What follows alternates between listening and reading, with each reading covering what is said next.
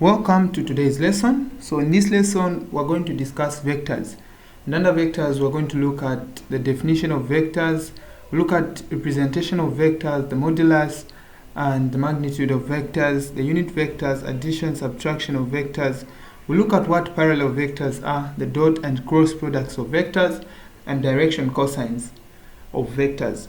Alright, so if you have not yet subscribed to the channel, click on the subscription button. And if you have any questions or you want me to help you in math, physics, or chemistry and biology, feel free to contact me using these lines on the screen.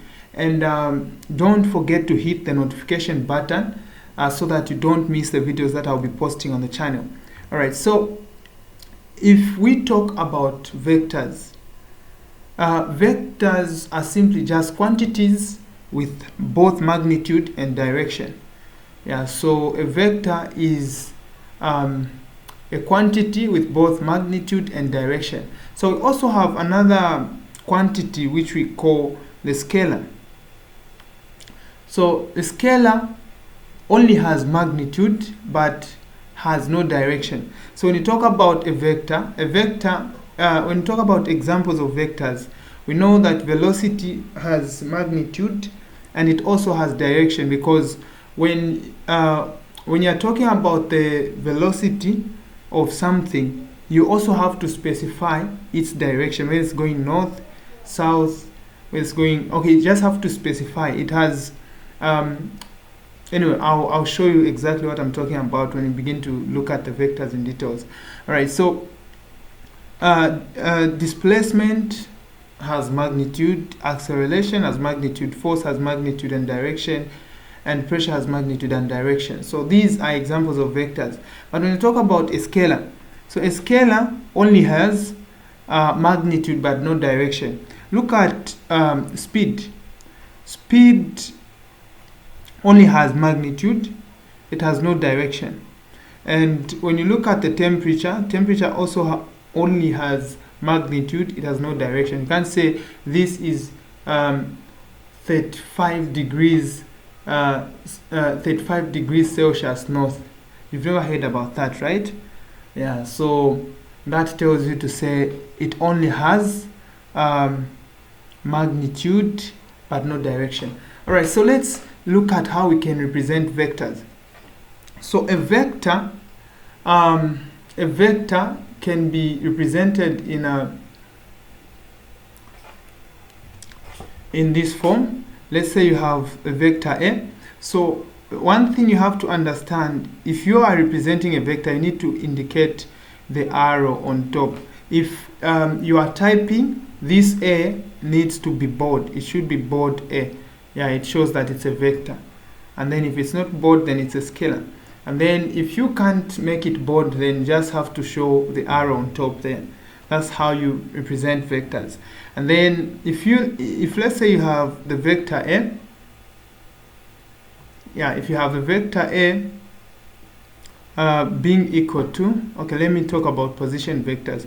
If you have the vector A or A, by the way, when we talk about position vectors, these are just vectors from the same origin. Yeah, so if we say A and B are from the same origin, O, meaning A and B are position vectors. What I mean is this: when you have the vector A and the vector B coming from the same origin O, these are called position vectors. So you can represent this vector A in this form. So you can have A X I. Oh, so sorry for that. Let me do this.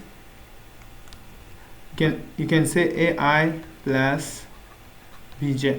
So if it's in 3 dimension, you add Z and K. Oh, sorry, C and K.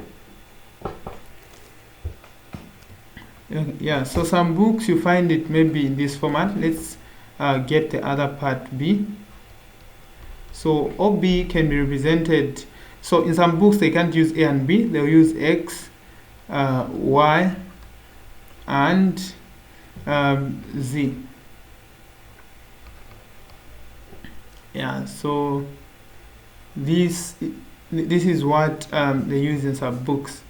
All right, so this is how you can, this is one way of representing vectors. This is known as the Cartesian format. Yeah, so this is known as the Cartesian format of representing vectors. Then you also have another way of representing this same vector. So you can represent it as, so you can represent this OA as, you use this type of brackets as A, comma, B, comma, C. You can also represent B or B as X, comma, Y, comma, Z. Sorry, this has to be like this. So the moment you just use, the moment you just use this type of brackets, they are called parentheses. So the moment, sorry for that. This was Y, J.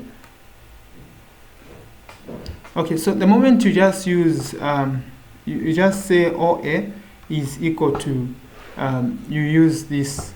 Okay, let me not even say OA. Let me just put it as, yeah, so I was saying, sorry for that. If you have OA, you have OA being equal to, I'll just write 1. You have OA as a vector and it's equal to AI plus BJ plus CK. So if you have this as your vector, this is called the Cartesian representation of vector. And then you can also present this vector in this notation. So OA can also be written as A, comma, B, comma, C, using these kinds of brackets. So the moment you represent OA as, in this format, you use parentheses.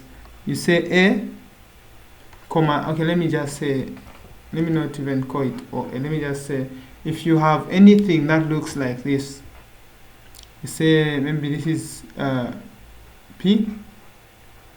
If you have anything that looks like this one is called a point.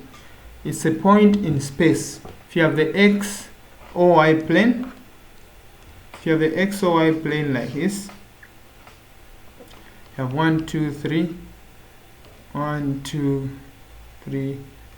So if you have this point, which is 3, 2, use parentheses to represent the point.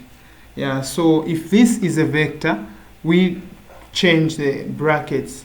So if we change the brackets, we use these brackets, meaning it becomes a vector, which implies that we can even draw it like that. This is what it means. So the moment you just change the types of brackets there, the type of brackets there, it becomes a vector. All right, so let's quickly look at some examples. So we have this example here which says find the vector U, V, and W whose initial and terminal points are given. So if you have been given the vector A, if you have been given the point A and point B, and then you've been asked to find the vector AB. You've been given the point A and point B, and then you've been asked to find the vector AB. Vector AB, if you have, this is point A and point B. Now they are asking you to find the vector of these 2 points, or the vector connecting these 2 points. You simply just subtract the tail from the head. In other words, I'm trying to say, you say the head minus the tail. So you say B minus A. So B minus A will give you the vector AB. So in this case, if you have these points, like I explained, I said if you are, the moment you just see parentheses, you know that what you've been given are points and not vectors. So you've been given points here. You've been given points and you've been asked to find the vectors. So now let us find the vectors of these 2 points, of these given points. All right, so the first point that we've been given there is, the first vector we've been given has 2 points, which is 3, 2, and 5,6. So these are the 2 points that we've been told to find, to use to find the vector. So our vector u, since we can't make it bold, hence we put the arrow on top. So our vector u is therefore going to be equal to, we said, the head minus the tail. So if this is our head,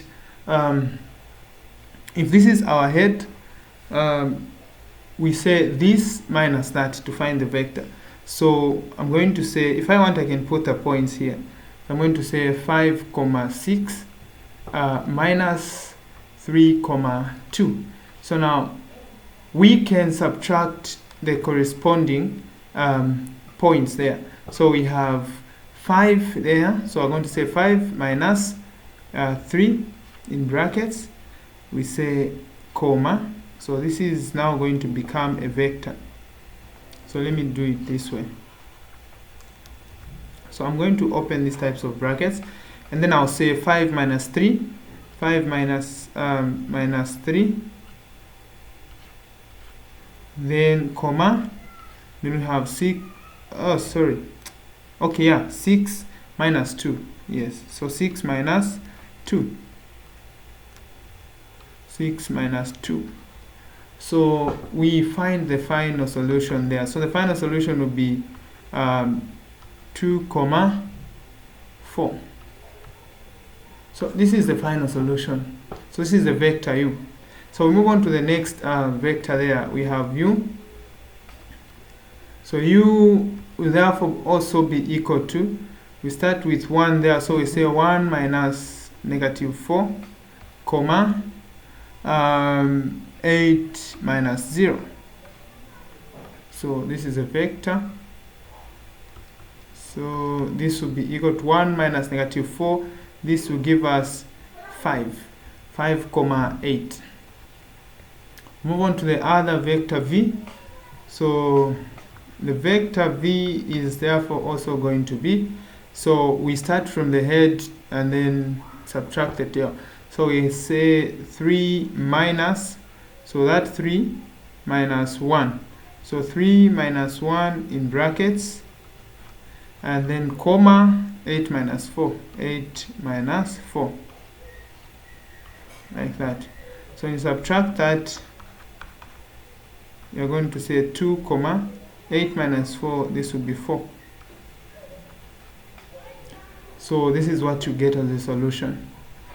So we move on to the other v there. So the other v is so the other vector v will be 11 minus negative 4, comma, negative 4 minus negative 1, negative 1 rather. Okay. So v will therefore be equal to 11 minus 4 there, negative and negative will become positive. So 11 plus 4, this will be 15, comma, negative 4 plus 1, because negative and negative will become positive, so we get negative 3 there. So this is our v. Let us find our w. So w, I'm going to find 1, you find the remaining ones. So if you find the remaining ones, if you want to confirm your answer, you can just simply send it to my WhatsApp line. You can send it to my WhatsApp line. I'll confirm whether it's correct or wrong. Alright, so let's proceed. So w. So for w, we've been given 2 points there. There is negative 1, 2, 3. And another point is 3, 3, 4. So you need to subtract the head from the, the tail from the head. So our vector w is therefore going to be 3 minus negative 1. So we say 3 minus negative 1, comma, 3 minus 2, 3 minus 2, comma, 4 minus 3, 4 minus 3. So this is what we have there. So our vector w is therefore going to be 3 plus 1, comma, 3 minus 2 there gives us 1, 4 minus 3, 4 minus 3 will give us what? 4 minus 3 will give us 1 again. So 3 plus 1, that will be 4, comma 1, comma 1. So you're going to solve the remaining 2 questions just to test your understanding. Then make sure that you submit your solutions so that I see whether you've understood or not. Alright, so feel free to contact me using these lines in case you need lessons in math, physics, chemistry, and biology. And don't forget to subscribe to the channel and click on the notification button so that you don't miss out the videos that I'm going to be posting. Let's meet in the next video where in the next session where we're going to discuss the magnitude of vectors. Shalom, shalom.